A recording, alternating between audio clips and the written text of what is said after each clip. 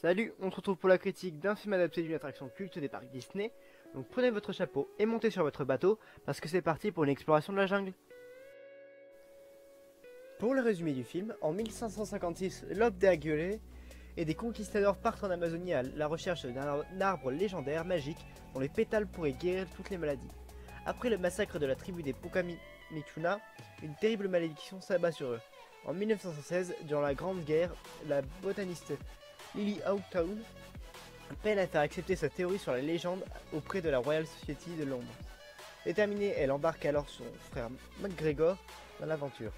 À Porto Velho, au Brésil, ils font la connaissance de Franco Wolff, le capitaine d'un bateau. Très endetté, ce dernier n'hésite pas à accepter cette périlleuse mission à travers la jungle amazonienne.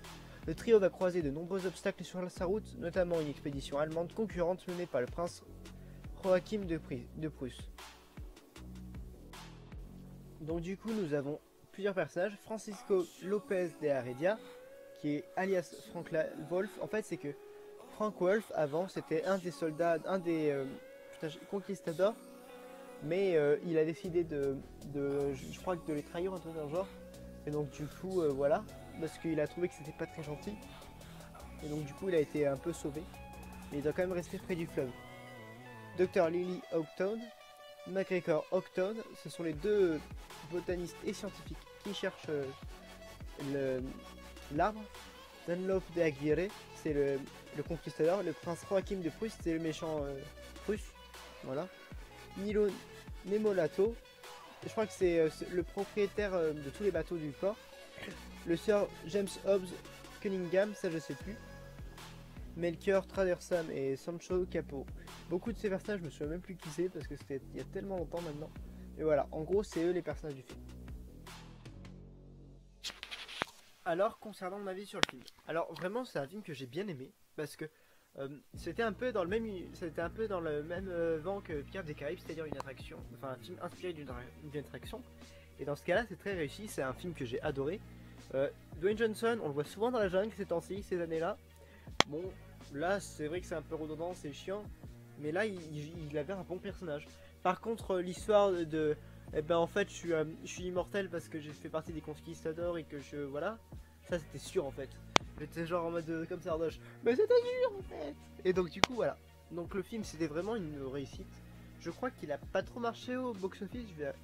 Je vais regarder vite fait. Visiblement, le film a assez bien marché. Enfin, il a réussi à rembourser son budget.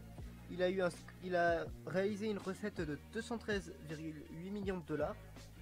Par contre, pour un budget de 200 000, donc en gros, ça fait un ratio de 1,07. Donc, ils sont réussi à peine à rentrer dans leur budget. Sachant qu'un film est rentable quand il rapporte 3 fois son coût.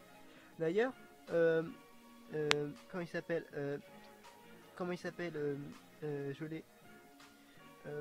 Halloween Kills, là actuellement, il marche super bien parce que c'est un film qui avait un budget de 20 millions, qui a pour l'instant, il a gagné moins que Jungle Cruise, mais vu que c'était un petit budget, il a remboursé, il a gagné 6,52 fois son budget en gros. Donc c'est un film qui a bien marché.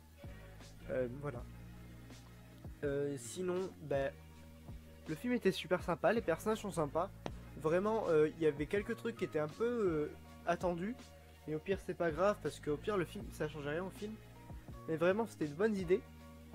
Mais en vrai, les personnages sont tous attachants. C'est juste que le seul petit bémol que je dirais, c'est que j'espère qu'il y aura une suite.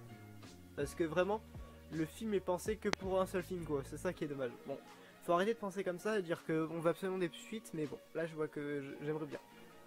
Donc du coup en vrai je lui mettrai, alors je sais plus combien je lui mettrai, mais je pense que je lui mettrai. Bon alors donc du coup je lui remettrai la note de 8,5 sur 10, ce qui est équivalent à un bien. Donc pour moi l'histoire rend hommage à l'attraction Disney du même nom, reprenant les codes de celle-ci comme l'humour un peu lourd des skippers. Les skippers ce sont les conducteurs des bateaux. Une fin assez prévisible néanmoins. Des personnages sympas mais qu'on aime suivre, mais ça ne va pas plus loin. Personnage préféré, Franck. De très belles images qui nous ont fait rêver. Et oui, parce qu'il y avait vraiment de magnifiques images. Alors, pour l'instant, j'ai vu à peu près, je vais vous dire combien j'ai vu de films pour l'instant dans l'année. Mais d'ailleurs, des films qui vont arriver en critique dans les prochaines semaines d'ailleurs. Notamment What If, pas What If, Shang-Chi et...